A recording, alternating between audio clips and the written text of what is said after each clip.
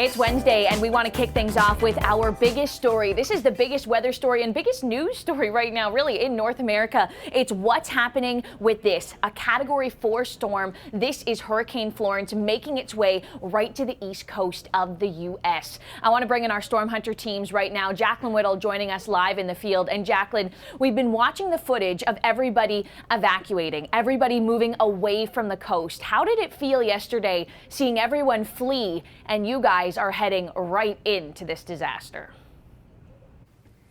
Well, this is it, right? I mean, this is what we do as storm chasers, and of course it's our job to cover this for the Weather Network. But I like the idea that we're seeing everybody flee, Rachel, and we understand from Columbia down to Charleston, South Carolina, I-26 has contraflow going out.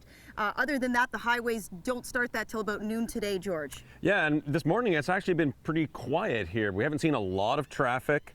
Here, there's been one boat that went past. Looks like a lot of people have already left the area, but today is the final day. If you're going to evacuate, now is really the time. Yeah, we're positioned down at Wrightsville Yacht Club, which is Wrightsville Beach, just southeast of Wilmington, North Carolina, which could be ground zero for the, quote, landfall. And I say landfall because this may never actually make the official landfall in this area, but impacts will be devastating, George. Absolutely. The current forecast is sort of waffling back and forth whether it's going to make a direct landfall or graze the coast. Regardless, the storm is going to slow down, so those hurricane conditions are going to be here for quite some time, maybe 24 hours or more.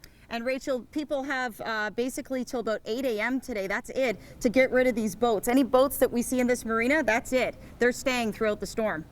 All right, guys, thanks so much for checking in with us this morning. We will be checking in live with our storm hunters throughout the show. I want to bring Emily and Chris into the conversation now. And guys, when we look at the size of Florence, this storm is actually bigger than the Carolinas. When you talk about bow to stern, now the hurricane force winds extend about 110 kilometers from the center. So that's really the critical zone.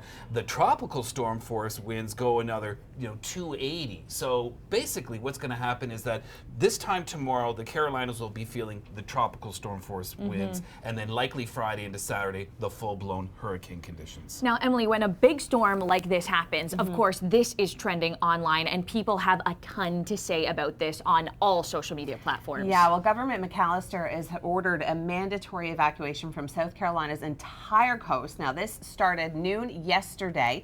Some people are actually deciding to stay, hunker down, board up their windows. They're going to stay and pray, as you just saw in that tweet.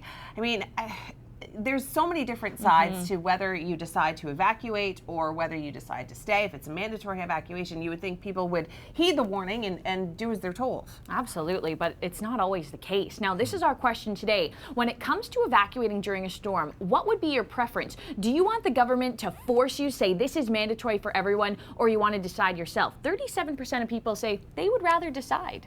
That is a really tough question. Not everyone has somewhere else to go. And also people look back and think, well, I rode out that last storm and I was fine. I can ride out this one, which of course is not necessarily smart thinking. All right, hurricane watches and warnings are in place when it comes to Florence. Connect with us online today. Let us know what you think about this mandatory evacuation.